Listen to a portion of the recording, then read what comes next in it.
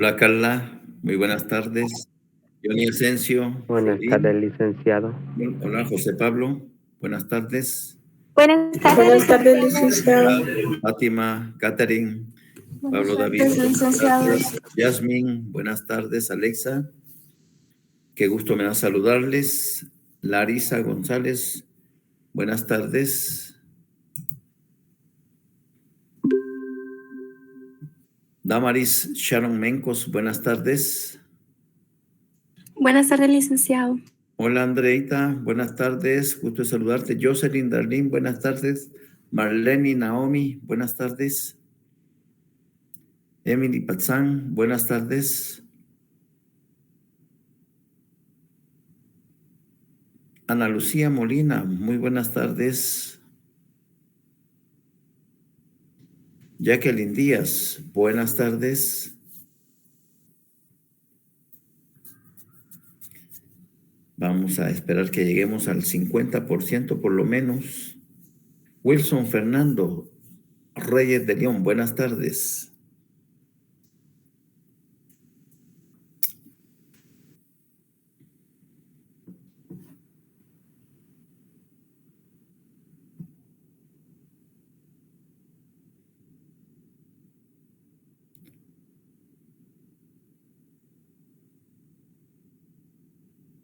Susana Aikley, buenas tardes.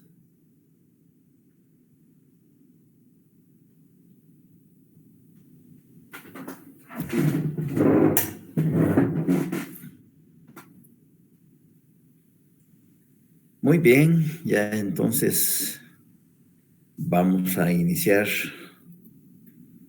nuestra clase. Todos ustedes tengan buenas tardes. Ya me imagino que no está publicado, pero es bueno que lo sepan.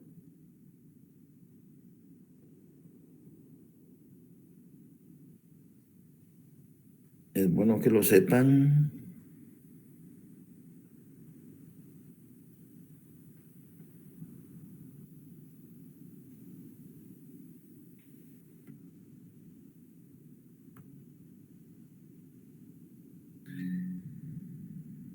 El calendario del primer parcial del tercer semestre, si tienen dónde anotar. Ruth Gómez, buenas tardes. 20 de febrero, Derecho Constitucional, jornadas vespertina, J&L, a las 16 horas, y jornadas nocturnas a las 19 horas, 20 de febrero.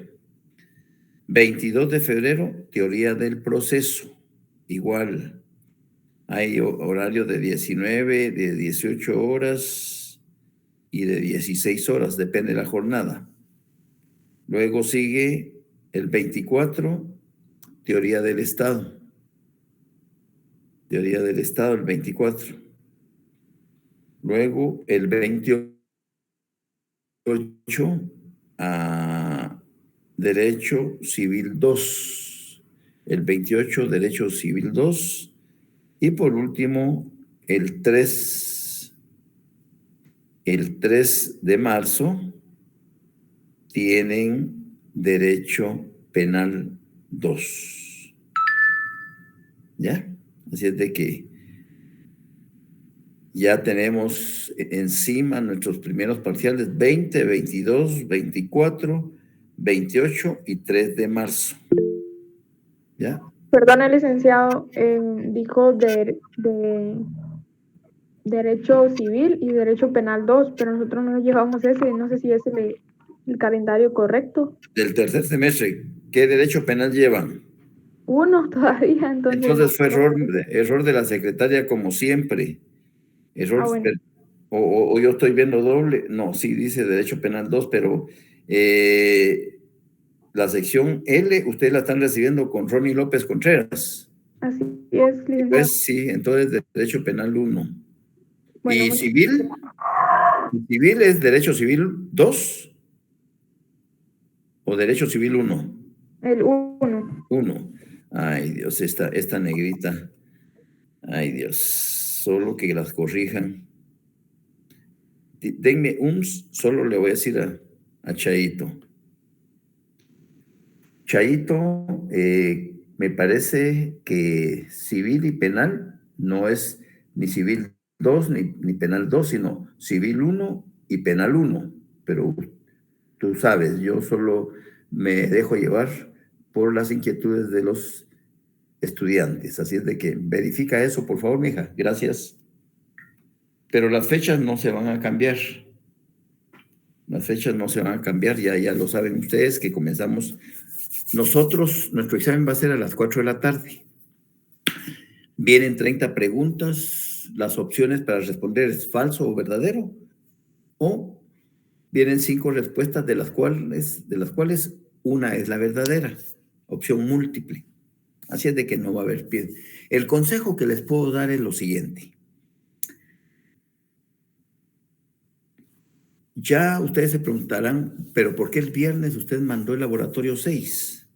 A sugerencia de un compañero de ustedes de la noche, estábamos con la sección, creo que el viernes, sí, la E. Entonces el doctor Carlos Humberto me dice, mire, Lick, ¿y qué posibilidades hay de que nos envíe de una vez el laboratorio 6? Así aprovechamos este fin de semana. Lo sometí a la mayoría de los compañeros de la CIDI, que está bien, perfecto, muy bien. Cuando termine la clase se los envío y por eso es que les llegó el viernes en horas de la noche, 8 y algo, a todos, a las 4 secciones, para darles esa oportunidad.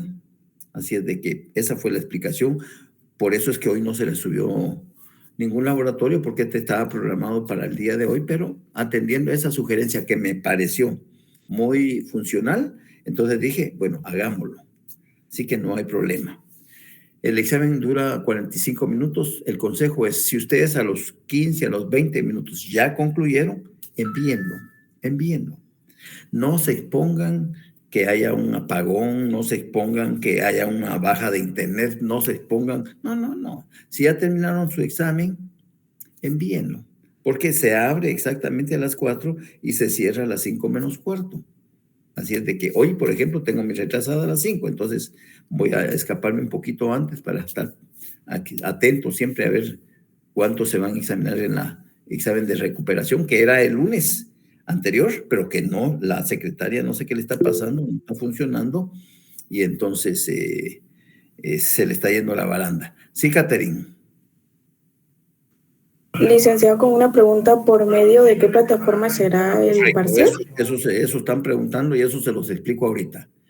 En este mismo Classroom de esta clase, 5 minutos antes, a las 4 menos 5, yo les pego el link, el código con el cual ustedes van a entrar a su examen. En el tablón dirá más o menos, estimados compañeros, estudiantes, buenas tardes. El link para el que deben de accesar o acceder a su examen es este, y se los pego. Y a las 4 en punto, inicia el examen. ¿Queda claro? Sí, licenciado, solo será por Forms. O sea, la página donde se responderá el ¿Perdón? examen, por Forms o en Moodle No, para recibir el examen. Es en Classroom. ¿Ya? Es en Classroom. Ok, licenciado. ¿Ya? Es en Classroom. ¿Ya? Muy bien. Bueno, dicho eso, el consejo es terminen el examen, insisto. La intención es ver lo que ustedes han comprendido, pero más que es la nota que saquen, me interesa lo que estén aquí rellenando su disco duro con cuestiones de buen manejo constitucional. Eso es todo. El día de hoy vamos a ver las clases de constituciones. Hay diversas clasificaciones de constituciones, así como hay diversidad de autores que las clasifican atendiendo a los fines, a los medios, a la historia, etcétera, etcétera.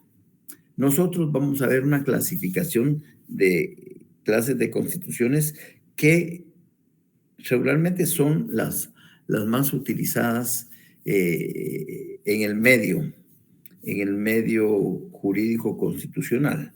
Vamos a hablar de una constitución de carácter rígido, una constitución de carácter flexible, una constitución escrita, una constitución no escrita, una constitución breve y una constitución desarrollada. Esas son las 6 clases de constitución que vamos a ver comenzando el día de hoy con las constituciones rígidas. Y comienzo con las constituciones rígidas porque eso nos va a permitir conocer nuestra constitución más a profundidad. El concepto de rigidez nace cuando se pone en vigencia una constitución. En cualquier parte del mundo, cuando entra en vigencia una constitución, trae implícito su concepto de rigidez.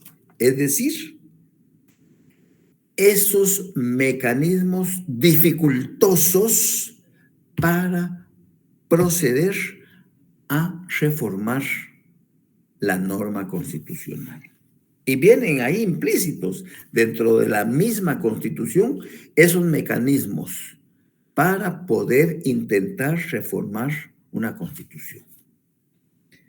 Nuestra Constitución, la Constitución Política de la República de Guatemala, es una de las constituciones que pertenece a la clase de constituciones rígidas, porque para reformar una palabra, una frase, una oración, un artículo o varios artículos de la misma, se necesita cumplir con una serie de requisitos, los cuales están establecidos en la propia Constitución.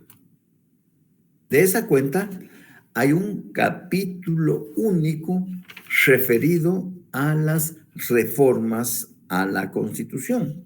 Y es el título 7º. Así es de que, por favor, con su resaltador en mano y su Constitución, vamos a trabajar el día de hoy ese capítulo único que se refiere a las reformas constitucionales. Para ello, vamos a comenzar por el principio. Artículo 277. Traten de subrayarlo, pero al subrayarlo también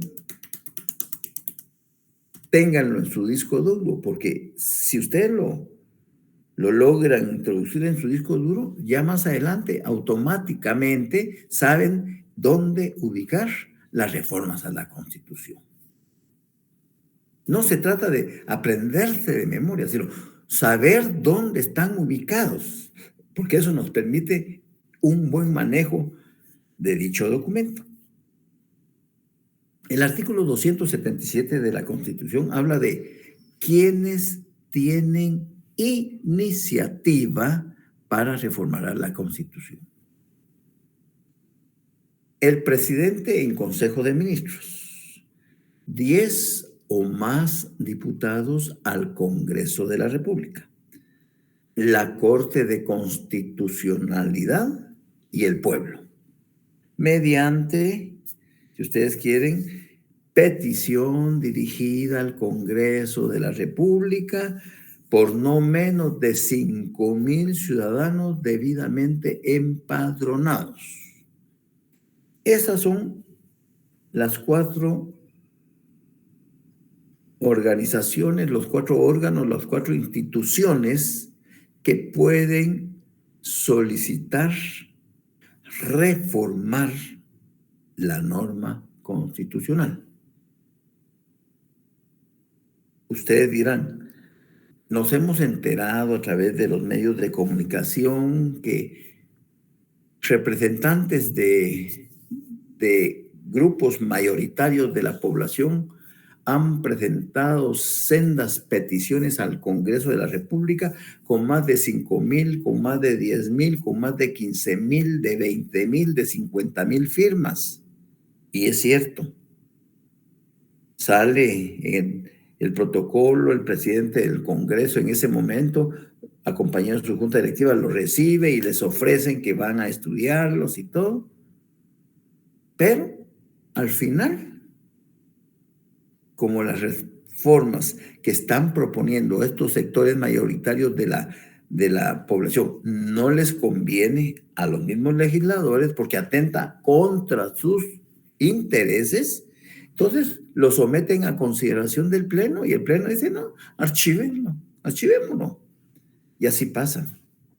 Entonces, ustedes deben de tener claro, y mejor si hacen una anotación en ese artículo 277, de que no vayan a confundir con lo normado en el artículo 174 de la Constitución. Entonces pueden poner un su asterisco en ese artículo 277, en un apartadito ahí, ver art 174.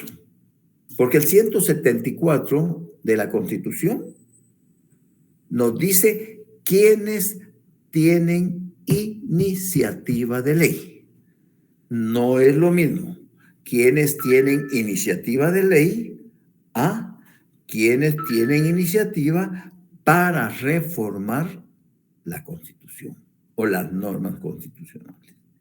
Si nos vamos al 174, ahí se lee que el Congreso de la República, el Ejecutivo, el Judicial, la Universidad de San Carlos y el Tribunal Supremo Electoral. Esas 5 instituciones tienen iniciativa para hacer leyes. Congreso de la República, Ejecutivo, Organismo Judicial, Universidad de San Carlos de Guatemala y Tribunal Supremo Electoral. Ahora, ¿quiénes tienen iniciativa para proponer reformas a la Constitución? El presidente en Consejo de Ministros, es decir, el Ejecutivo, 10 o más diputados, es decir, el Legislativo, la Corte de Constitucionalidad y el pueblo. Son instituciones totalmente diferentes. Muy bien. Dicho eso,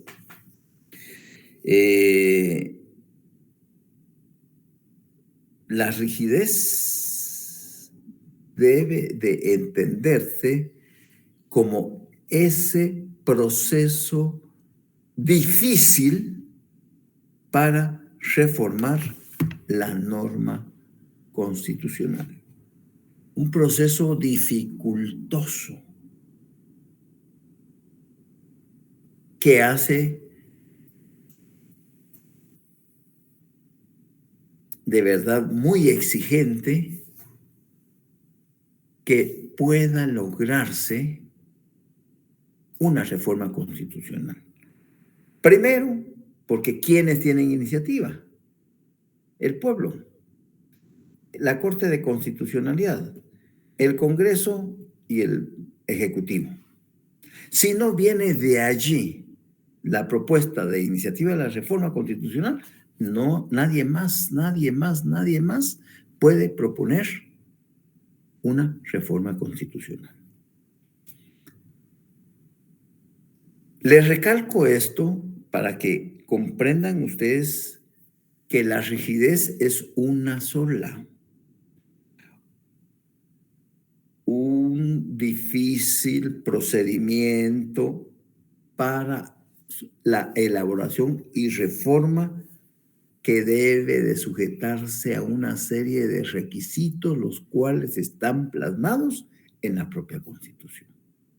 Entonces, la rigidez es una sola.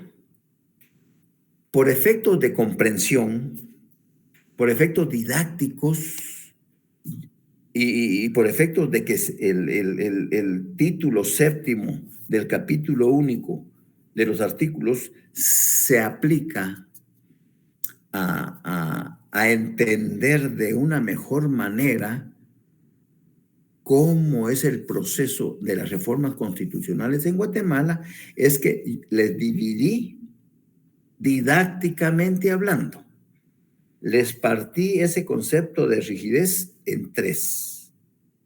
Una rigidez propiamente dicha, una rigidez atenuada y una rigidez petrificada.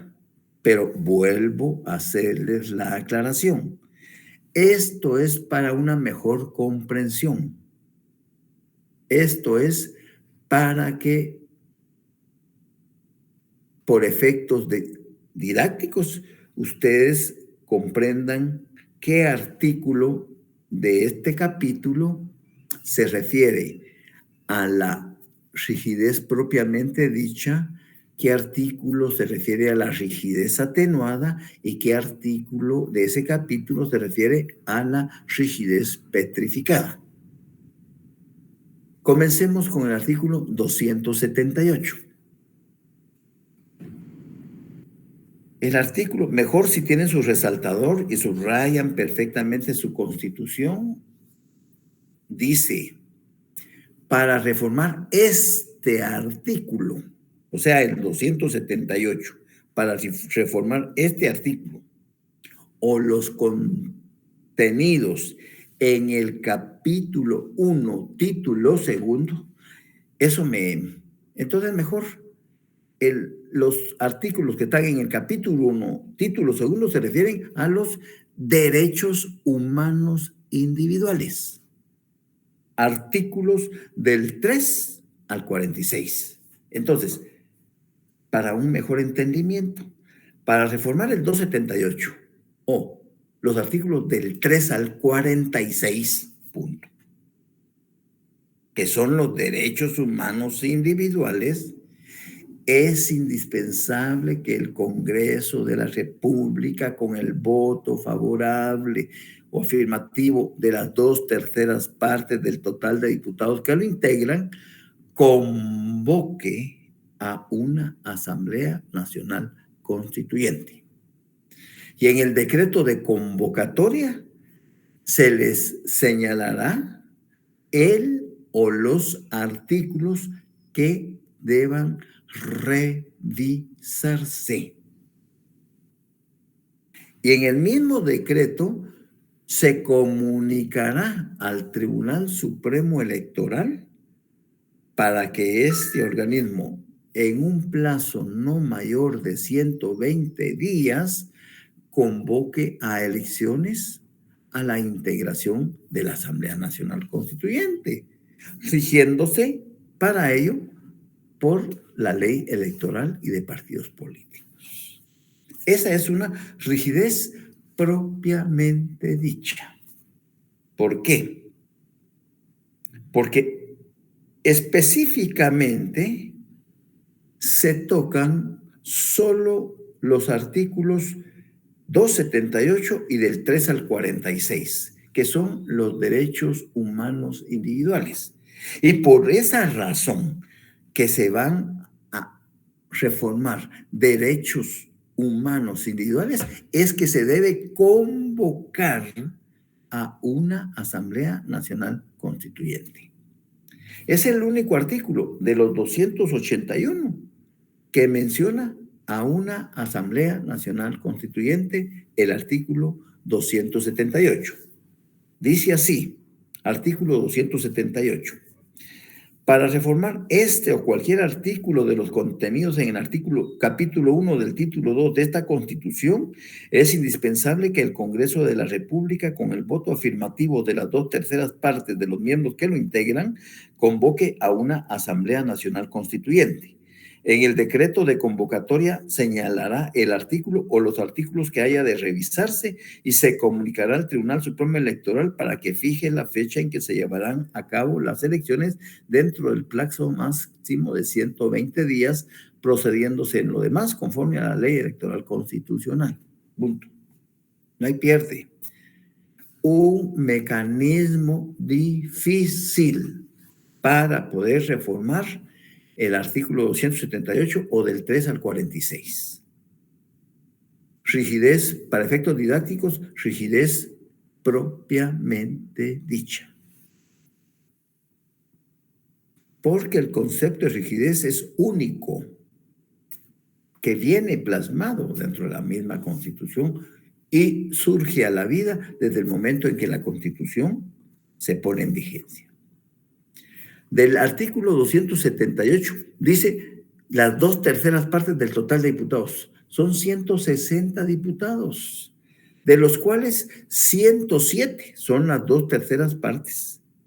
107 diputados deben de estar de acuerdo en convocar a una Asamblea Nacional Constituyente, siempre y cuando los artículos que se vayan a reformar estén comprendidos el 278 y del artículo 3 al 46, que se refieren única y exclusivamente a los derechos humanos individuales. Muy bien. Pasémonos al artículo 281. Artículos no reformables. Eso es lo que se denomina una rigidez petrificada. Una rigidez petrificada. En ningún caso podrán reformarse los artículos 140, 141, 165, inciso G, 186 y 187, ni en forma alguna toda cuestión que se refiera a la forma republicana de gobierno, al principio de no reelección en el ejercicio de la presidencia de la República, ni restársele efectividad o vigencia a los artículos que estatuyen la alternabilidad en el ejercicio de la presidencia de la República, así como tampoco dejárseles en suspenso o de cualquier otra manera variar o modificar su contenido. Entonces, son artículos no reformables. Para efectos didácticos, es una rigidez petrificada. No se pueden tocar. Bueno. Entonces nos queda, para efectos didácticos, la comprensión de la rigidez atenuada. La rigidez atenuada es la que regula el artículo 280, que dice: para cualquier otra reforma. Debemos de entender que para cualquier otra reforma no se debe de tocar el artículo 278, el artículo del 3 al 46, el artículo 281, el 140, el 141, el 165, inciso H, el 186 y el 187. Ni cualquier otro artículo que tenga relación con la forma republicana de gobierno y con el principio de no reelección en el ejercicio y alternabilidad de la presidencia. Entonces, sí se puede realmente realizar cualquier otra reforma, no tocando esos artículos. Y el Congreso, con el voto afirmativo de las 2/3 partes del total de diputados, la aprueba. O sea, el Congreso internamente puede aprobar esas reformas constitucionales. Pero aquí viene lo rígido.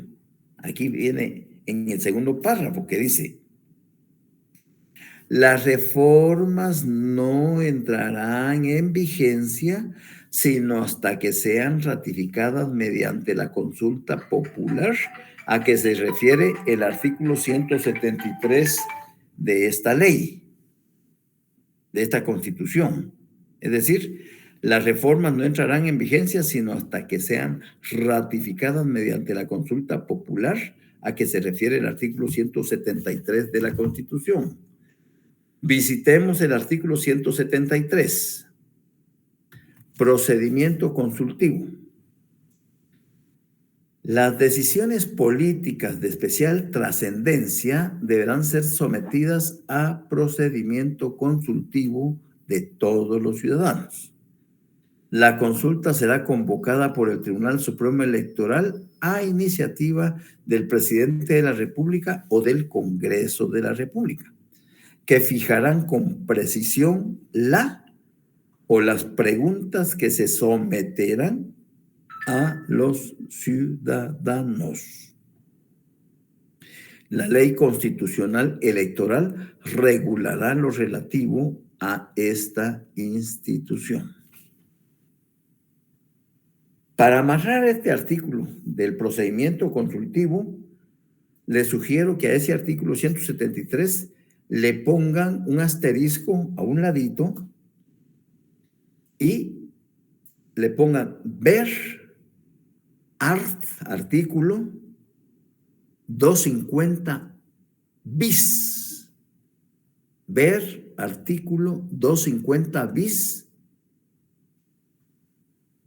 Ley EPP, Ley Electoral y de Partidos Políticos. Ley Electoral y de Partidos Políticos. En este artículo 250 bis dice convocatoria y procedimiento. De acuerdo con la Constitución Política de la República, la consulta popular será convocada en todos los casos por el Tribunal Supremo Electoral.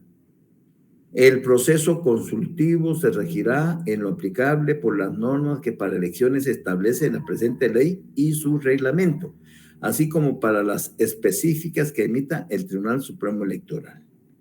La mayoría relativa será el sistema aplicable a las consultas populares. Hay un sistema de mayoría, sistema de minorías y de minorías proporcionales. Entonces, ténganlo así apuntadito a un lado de su artículo de la Constitución, del 173, para ir formando su tela de araña y cuando ustedes tengan que acudir a este procedimiento consultivo, automáticamente saben que hay alguna relación primero con el artículo 280 de la Constitución, luego con el 250 bis de la Ley Electoral y de Partidos Políticos, y así van haciendo ustedes poquito a poquito su tela de araña.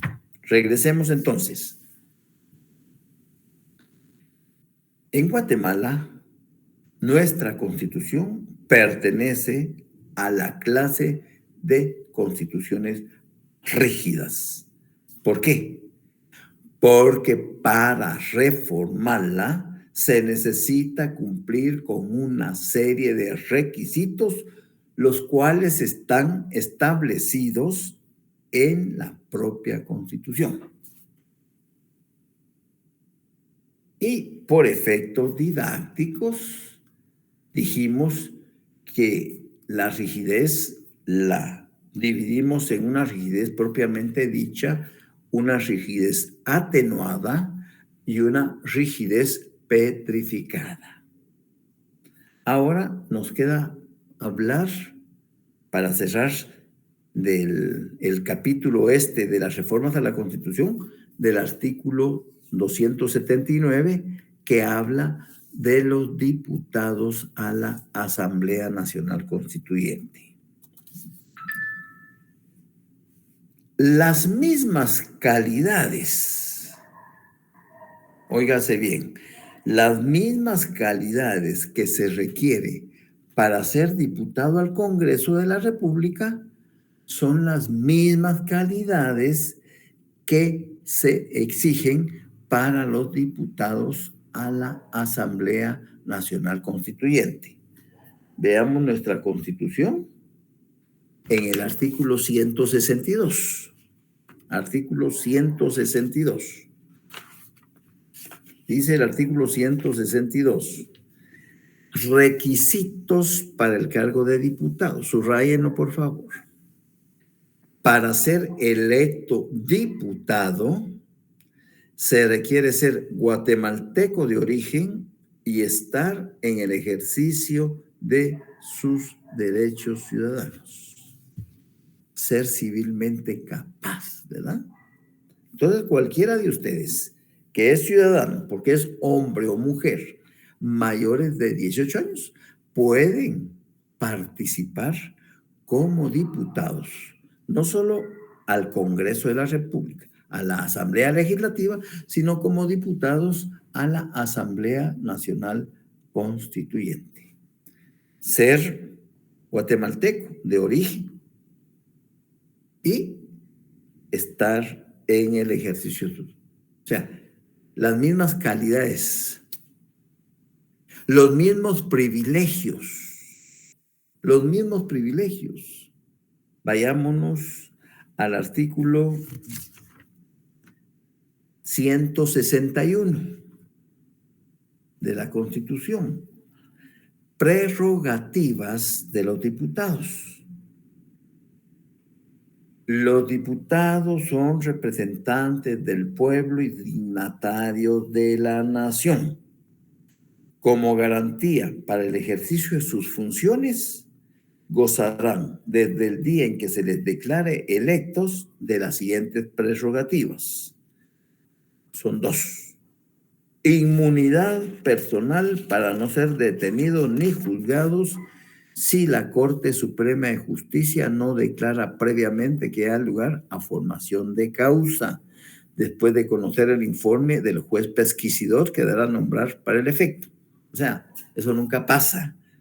Nunca pasa.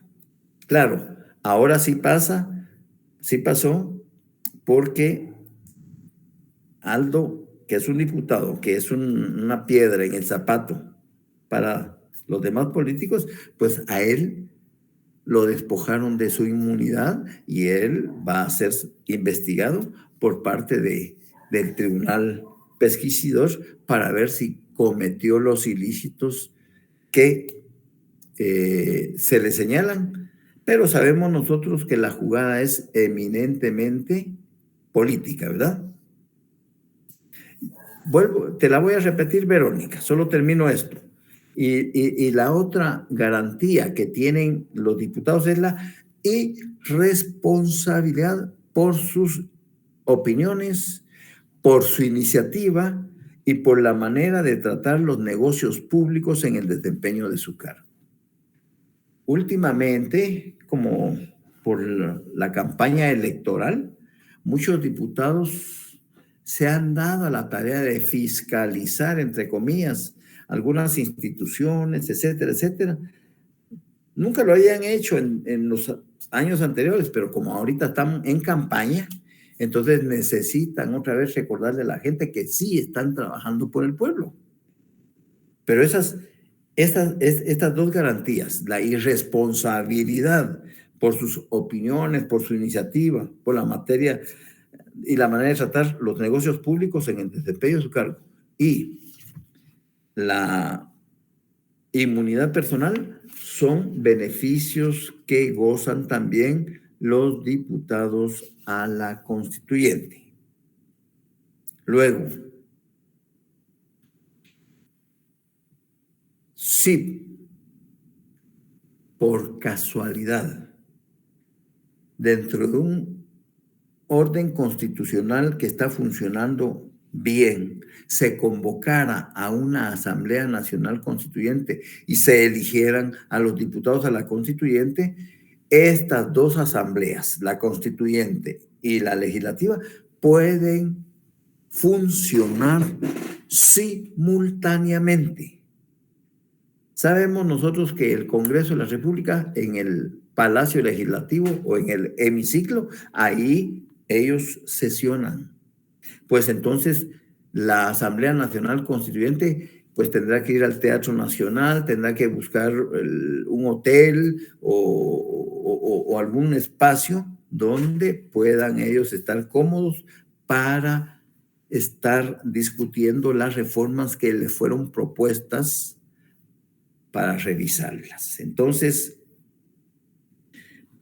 Asamblea Nacional Constituyente y Asamblea Legislativa pueden funcionar simultáneamente sin que haya un conflicto de intereses. Cada quien tiene su quehacer totalmente distinto y no interfieren en el proceso de gobierno, no interfieren en el proceso de creación de leyes. ¿Por qué? Porque la Asamblea Nacional Constituyente única y exclusivamente está para reformar las propuestas que se le han presentado. Mientras que el organismo legislativo estará funcionando normalmente porque es un órgano permanente, al igual que el ejecutivo y el judicial, y que hace gobierno. Entonces, no hay problema por eso. Las elecciones de diputados a la Asamblea Nacional Constituyente, el número de diputados elegidos y las demás cuestiones relacionadas con el proceso electoral se normarán en igual forma que las elecciones al Congreso de la República. Algo importante que tienen que tener en cuenta. Si un diputado que ha sido electo popularmente y se le ha juramentado como tal, pero se convoca a una Asamblea Nacional y él quisiera participar como diputado a la Constituyente por su partido político para representarlo, él deberá de renunciar a la curul.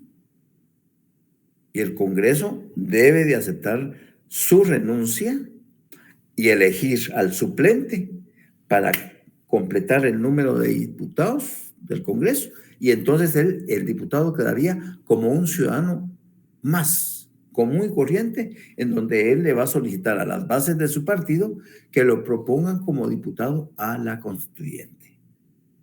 Pero un diputado no puede decir, honorable pleno del Congreso, honorable junta, solicito, se me dé permiso, se me autorice a ausentarme del hemiciclo legislativo mientras participo dentro. No. Él tiene que renunciar. Presentar su renuncia por escrito, ser aceptada por el Pleno y la Junta Directiva, darle nombramiento al nuevo diputado que estaba como en la casilla inmediata inferior para suplirlo. Una vez juramentado el diputado, ya él queda libre y ya se va con su partido a hacer proselitismo para que lo propongan como diputado a la Constituyente. Esas son lo relacionado en cuestiones genéricas de ambas asambleas, constituyente y legislativa. Ahora, para la compañera que solicitó que se le aclarara, ejemplificara, se le repitiera lo de la rigidez atenuada. Vuelvo a aclarar, la rigidez es una sola, mecanismo difícil para reformar la norma constitucional. Punto.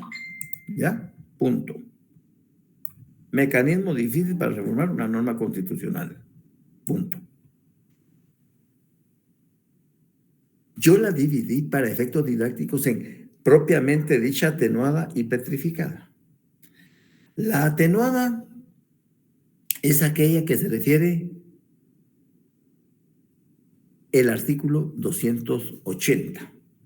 Basta y sobra que leas el artículo 280, que ahí está, pero te la voy a explicar con mis palabras para que la comprensión sea mucho más práctica. Para cualquier otra reforma,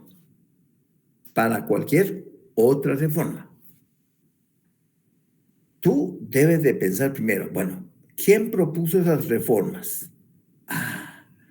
El 277.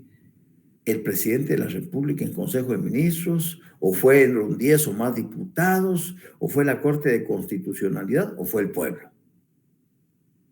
Esas 4 instituciones son las únicas que tienen facultades para proponer reformas o tienen iniciativa para proponer reformas a la Constitución. Si viene del Congreso, no hay problema. Él está facultado para proponer, tiene iniciativa de reforma constitucional. Entonces, para cualquier otra reforma, debo de tomar en cuenta que no tengo que tocar el artículo 278, no tengo que tocar los artículos del 3 al 46 que se refieren a los derechos humanos individuales. No tengo que tocar el 281, que es petrificado. más los que contempla ahí, 140, 141, 165, inciso G, 186, 187, ni cualquier otro artículo que se refiera a la forma republicana de gobierno, a la no reelección en el ejercicio de la presidencia, a la alternabilidad. Cualquier otro artículo que tuviese relación con eso no se toca. Es pétreo. Es pétreo. ¿Ya? Entonces no se toca. Para cualquier otra reforma, bueno, entonces puedo reformar el artículo 47, el 48, el 49, el 50, el 51, el 52, el 53, y ahí me voy, ¿ya? Para cualquier otra reforma es necesario que el Congreso de la República, con el voto afirmativo de las 2/3 partes del total de diputados que lo integran, son 160 diputados, las 2/3 partes son 107 diputados. Con 107 votos, el Congreso internamente puede aprobar cualquier otra reforma. Pero aquí viene lo rígido. Pero estas no entrarán en vigencia hasta que sean ratificadas por el pueblo mediante la consulta popular que regula el artículo 173 de la Constitución relacionado con el procedimiento consultivo. ¿Estamos, Jennifer?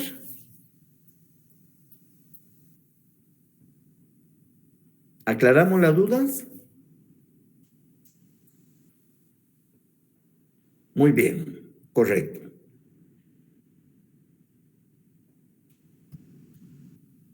Eso es lo que es una constitución rígida. Difícil procedimiento para lograr reformar la norma constitucional. La mayor parte de las constituciones, principalmente de América,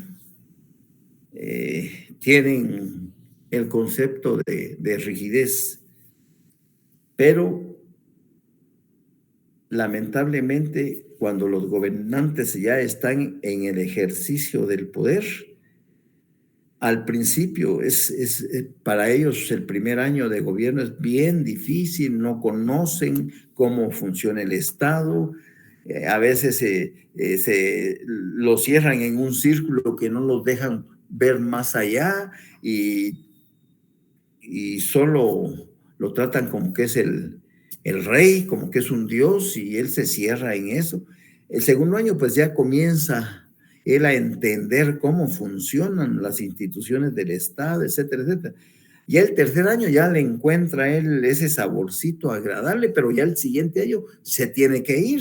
Ahí es donde comienza la codicia, la ambición y el deseo de perpetuarse en el ejercicio del poder, si no por su persona, pues a través de otros personajes que le van a seguir protegiendo de todos los malos manejos de los recursos del Estado que se hizo durante su gestión. Lamentablemente, las instituciones que deben de cumplir un papel muy específico como el Ministerio Público, como la Contraloría General de Cuentas, como el Procurador de los Derechos Humanos, como la Corte de Constitucionalidad, pues al haber sido cooptados, pierden su esencia y su naturaleza de ser. Pierden su esencia y su naturaleza de ser.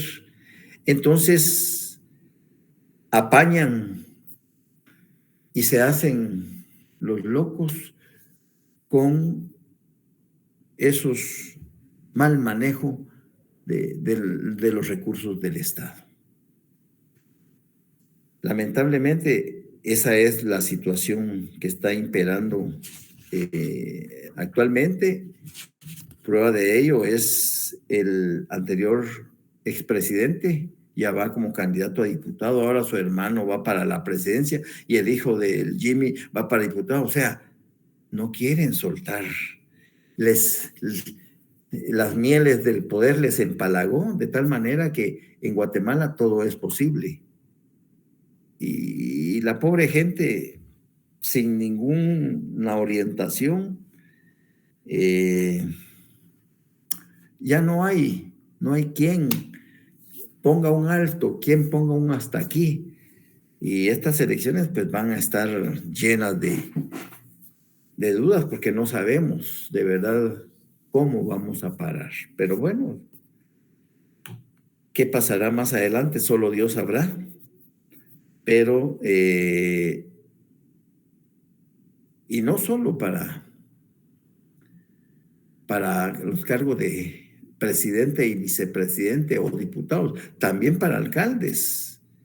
También es una lucha de poder porque saben que son minas de oro que las explotan y luego crean un nepotismo proponiendo dentro de los órganos municipales a sus familiares y en los órganos de gobierno y bueno, tratan a la cosa pública como que si es como lo trataba Arzúa. Imagínense cuántos hijos de Arzúa están tratando de no soltar la guayaba. ¿Cuántos? Es terrible, ¿verdad? Terrible, pero hasta ahorita no hay cómo parar esa situación. No se vislumbra nada positivo, porque todos están ofreciendo solucionar los problemas nacionales y nosotros sabemos que con demagogia. Nosotros ahorita, por ejemplo, abogados, me refiero al colegio de abogados. El miércoles es la elección para elegir la junta directiva. Y todas estas juntas directivas anteriores no han hecho nada por el colegiado. El colegio solo sirve para sacar plata, para los congresos que siempre van los mismos, pero esa dejadez de uno es porque realmente, ¿ya? Sí, es para escribir un libro, Andrea. Da tristeza, pero no sé cómo Guatemala aguanta con tanto saqueo. Esa es la verdad. Y por supuesto, el CACIF, ¿ya? Vamos con las constituciones flexibles. Constituciones flexibles. Ahora sí quiero y después se las voy a explicar, no hoy porque ya no me da tiempo, pero el viernes ya entro con la explicación de las constituciones flexibles. Esta es otra clase, constituciones flexibles. Es lo contrario a las constituciones rígidas, es la contraposición. Para comprender su naturaleza, expliquemos lo siguiente. Para comprender su naturaleza, expliquemos lo siguiente.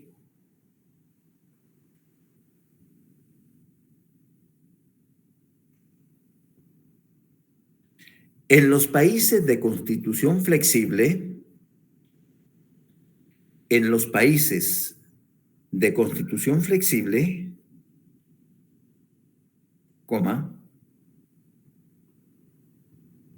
se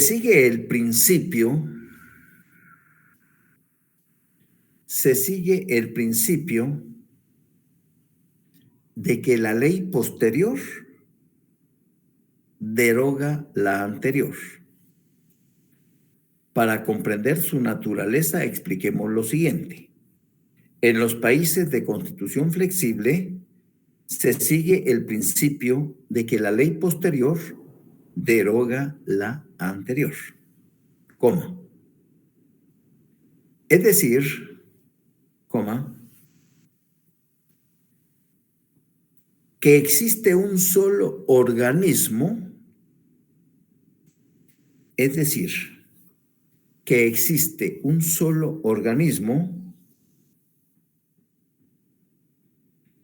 que ejerce esta función. Es decir, que existe un solo organismo que ejerce esta función, coma. El caso de Inglaterra, coma.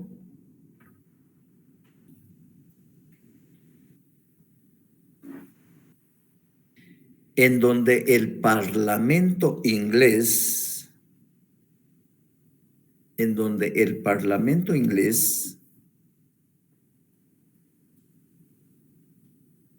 es el que dicta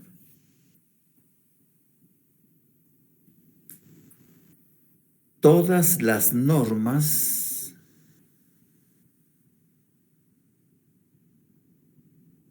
del ordenamiento jurídico de aquel país. El caso de Inglaterra, en donde el Parlamento inglés es el que dicta todas las normas del ordenamiento jurídico de aquel país. Esto que les voy a decir, por favor, resáltenlo ahí para tenerlo presente. En sí, son constituciones flexibles,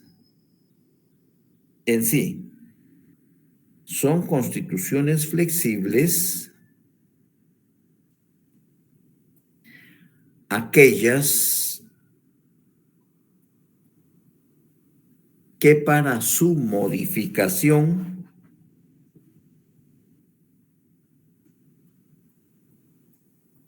no necesitan requisitos formales. En sí, son constituciones flexibles aquellas que para su modificación no necesitan requisitos formales. Punto. Voy a repetírselo por si alguien se quedó rezagado. Estamos hablando de las constituciones flexibles. Para comprender su naturaleza, expliquemos lo siguiente. En los países de constitución flexible se sigue el principio de que la ley posterior deroga la anterior, es decir, que existe un solo organismo que ejerce esta función, el caso de Inglaterra, en donde el Parlamento inglés es el que dicta todas las normas del ordenamiento jurídico de aquel país. En sí, son constituciones flexibles aquellas que para su modificación no necesitan requisitos formales. Muy bien. Con eso nos quedamos acá. Quiero preguntar si hay alguna duda, si algo que no se entendió de lo que expliqué, si quieren que ejemplifique o que amplíe, ustedes me dirán. Y si no, pues si hay dudas en relación a los laboratorios, estoy a sus órdenes. Catherine. Buenas tardes, licenciado. Yo tengo una duda con las preguntas de laboratorio. Con la pregunta 12. ¿De qué laboratorio? De laboratorio 5. 5. Laboratorio 5. 3, 2, 1, 2, 3, 4, 5. Laboratorio. La pregunta 2 me dijiste, ¿verdad? ¿Cuáles son 12, licenciado. 12. Sí, por favor. ¿Cuáles son los recursos administrativos que contempla la ley? Por aquí les tengo esta famosa ley de lo contencioso administrativo. Y entonces esa ley de lo contencioso administrativo reconoce el recurso de revocatoria y el recurso de reposición. Ahorita, Óscar Aparicio, solo le doy respuesta. Ya se los había leído en clase, recurso de revocatoria y el recurso de reposición. Esto es en materia administrativa. Artículo 7, recurso de revocatoria, puede el recurso de revocatoria. Artículo 9, recurso de reposición. ¿Ya? Esos son los dos recursos. ¿Estamos? Sí, gracias, licenciado. Y o sea que en la 13 la respuesta sería que son solamente 2, ¿verdad? Sí. Ok, Correcto. gracias. tengo duda en la pregunta 4 del laboratorio 5. La pregunta 4 dice, ¿por qué el cargo de ministro de Finanzas es unipersonal? Porque es una persona el que lo desempeña. Es una persona el que lo desempeña. Por eso es que es unipersonal. El primer día de... Bueno, los monopolios que hay en Guatemala, el azúcar, mija, el pollo, la cerveza, el cemento, por decirte, por decirte unos cuantos. El pollo no entra, pollo. No entra pollo a Guatemala, ¿ya? Porque le hacen la competencia al pollo campero, ¿ya? Cemento, es progreso. Hay cemento mexicano, pero no es competencia. La embotelladora, las gaseosas, etcétera, etcétera. ¿Alguien más? Jacqueline Díaz. Sí, buenas tardes, licenciado. Fíjese que yo tengo duda con la pregunta 4 del laboratorio 3. 4 del laboratorio 3. La 4 del laboratorio 3 dice, se reconoce el derecho de portación de armas regulado por la ley. ¿A qué ley se está refiriendo a la Constitución de la República? Investigue y estudia su denominación. Ese es... Yo puse la ley de armas y municiones. Municiones, esa es la respuesta, la ley de armas y municiones. Gracias. ¿Ya? Vaya. La pregunta 15 del laboratorio 6. La pregunta 15 del laboratorio 6. Nacionalidad de origen. ¿Son guatemaltecos de origen los hijos de padre o madre guatemaltecos nacidos en el extranjero? Según los principios que informan la nacionalidad, ¿a qué sistema corresponde esta clase de nacionalidad? Bueno, vayámonos al artículo 144. 144, que dice nacionalidad de origen. Son guatemaltecos de origen los nacidos en el territorio de la República de Guatemala, naves, aeronaves guatemaltecas y los hijos de padre o madre guatemaltecos nacidos en el extranjero.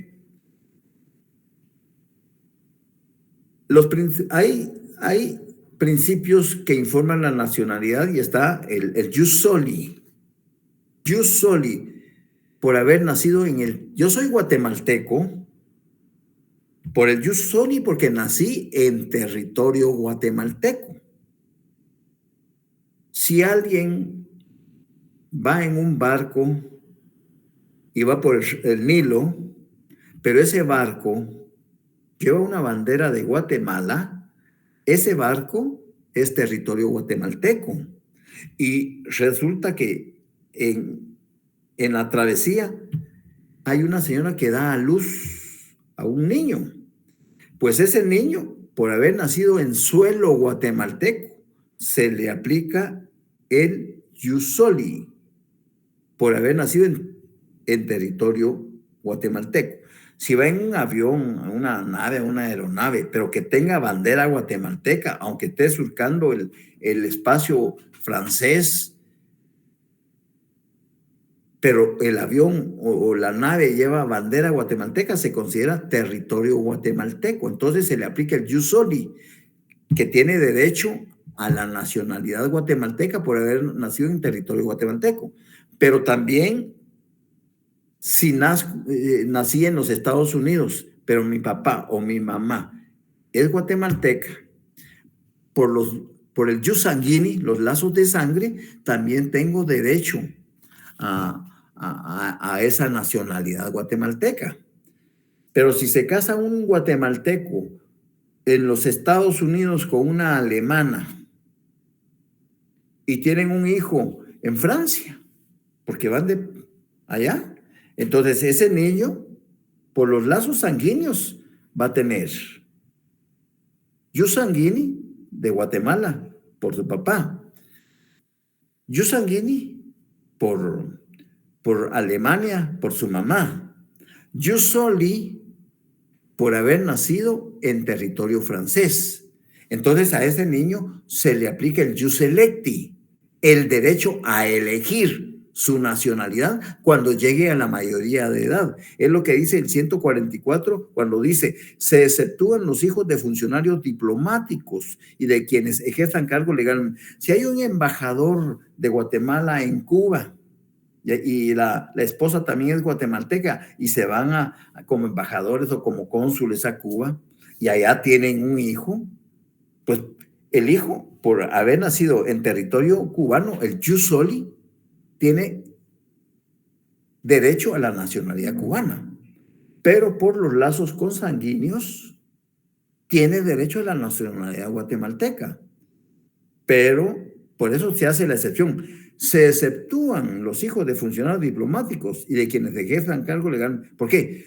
Porque a ese niño, cuando llegue a su mayoría de edad, él va a elegir si se acepta la nacionalidad cubana o acepta la nacionalidad guatemalteca. ¿Ya? ¿Estamos?